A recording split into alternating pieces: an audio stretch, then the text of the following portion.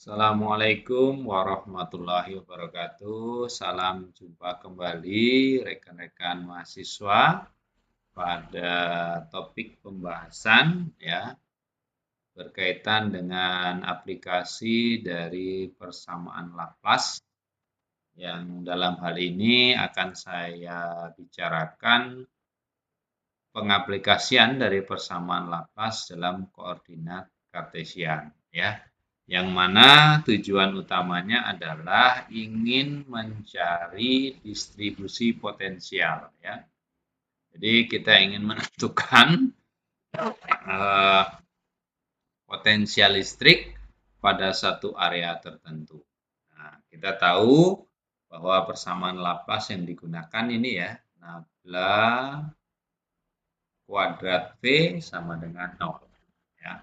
Nah, ini kasusnya adalah kita punya bidang, ya, bidang XY, katakanlah begitu, di mana potensial di titik Y sama dengan 0, ini ya, di garis yang paling bawah ini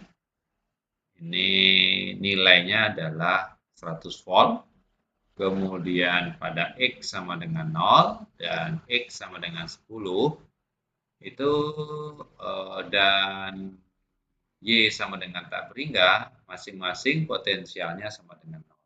Yaitu di sini, dan di jauh tak berhingga.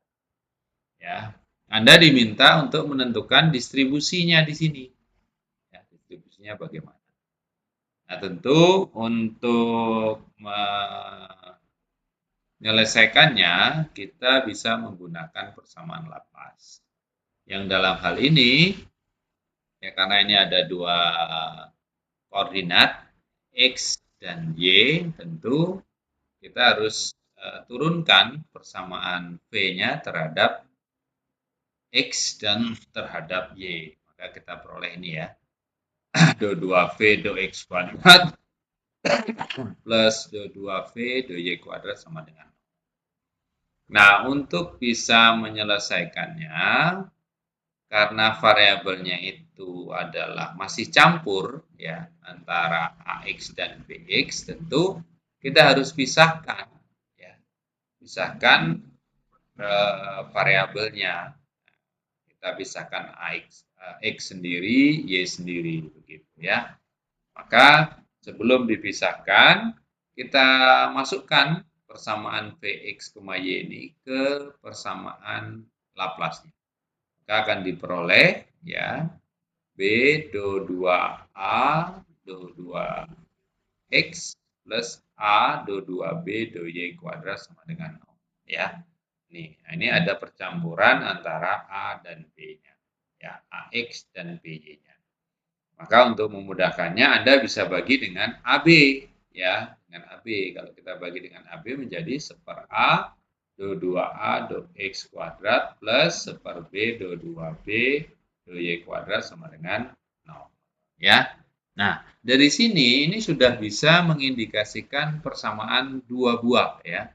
Pertama adalah persamaan yang mengandung unsur X, kemudian yang mengandung unsur B. Ya. Maka kita bisa pisahkan ke sisi sebelah kanan.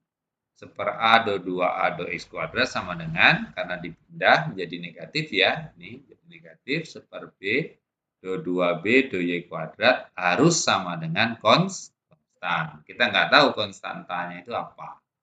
Katakanlah negatif K kuadrat, yang mestinya nilai K itu harus punya syarat lebih besar sama dengan 0, karena ini ya, lebih besar sama dengan 0. Nggak boleh lebih kecil daripada 0. Maka kalau sudah begini, Anda bisa pisahkan, selesaikannya ya. Kita selesaikan dulu yang ini, yang A, do 2A do X kuadrat sama dengan min K kuadrat A. Ya, A-nya dipindah aja ke sini ya, ke sisi kanan. Min K kuadrat.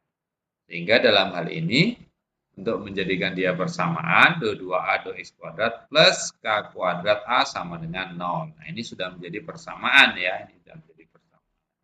Demikian untuk B. Do 2B do Y kuadrat sama dengan K kuadrat B. Kenapa positif? Ya, ini kan negatif. Ya, negatif.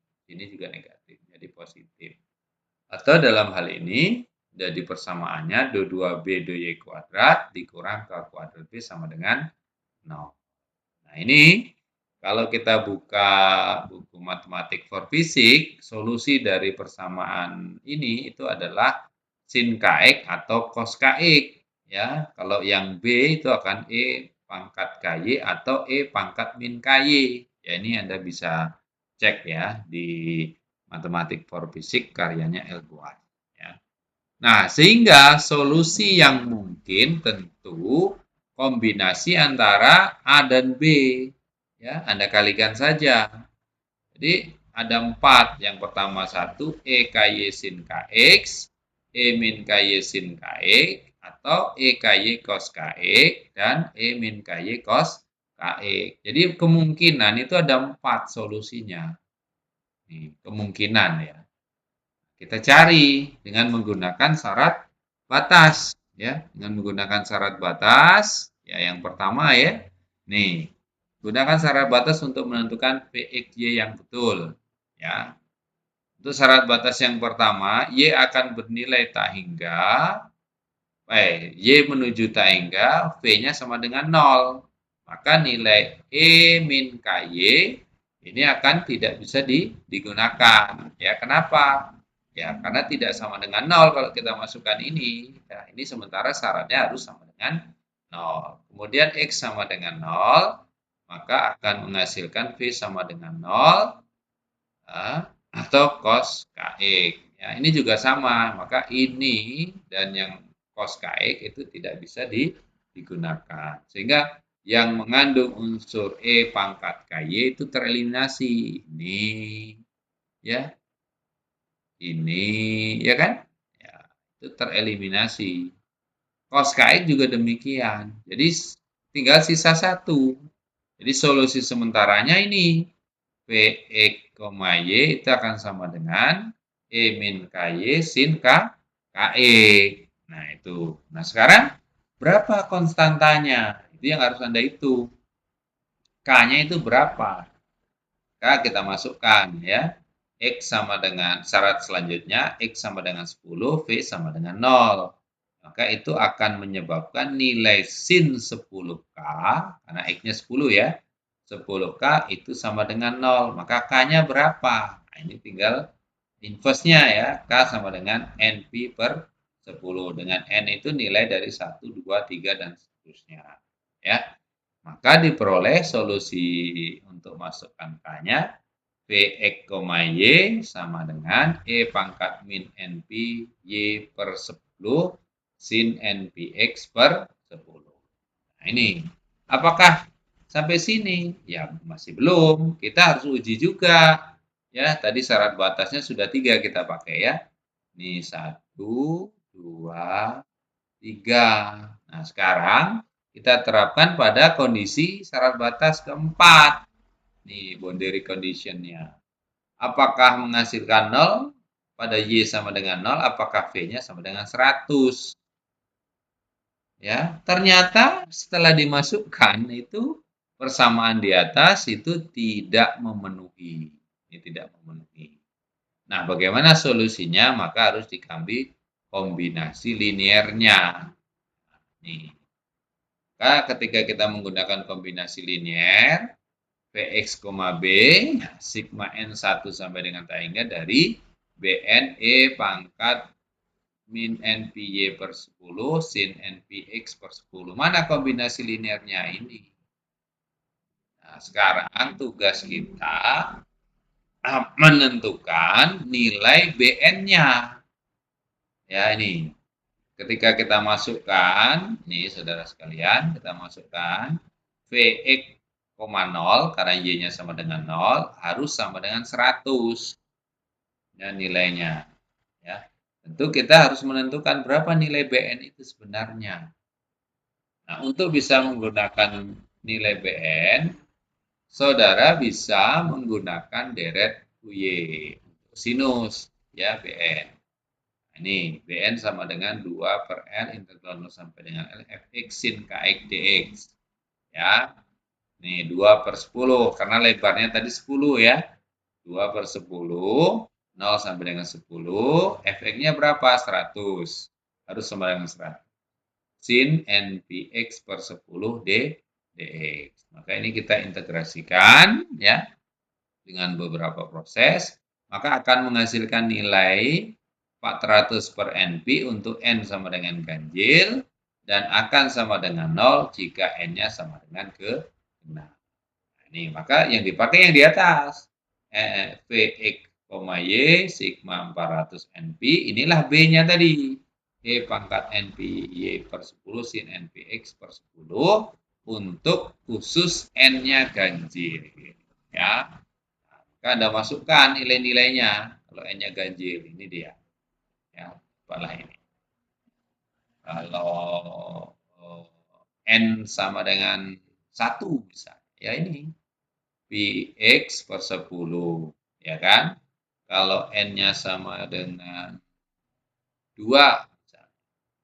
Ya, berapa? N-nya sama dengan 3 berapa? Dan ya. Nah, ini kalau saudara gambarkan dengan bantuan komputerisasi persamaan analitiknya ini, saudara sekalian, ya, itu akan menggambarkan seperti ini. Jika Anda masukkan N sama dengan 1, gambarnya ini, kurvanya. Ini, kurvanya. Kalau N-nya sama dengan 5, yang kedua, ini ya, kalau N-nya sama dengan 10, nah ini lebih sebut lagi. Kalau N-nya sama dengan 100 ini. Ya. Maka potensialnya itu kita bisa lihat bahwa ini benar ya. Apa namanya? Pada 0 sampai dengan 10 ya, lebar potensial tadi itu nilainya ini mendekati ini. Ya, mendekati garis yang rata ini. Nah, itu maksudnya. Ya. Nah, saudara, ya, itu salah satu aplikasinya, saudara sekalian.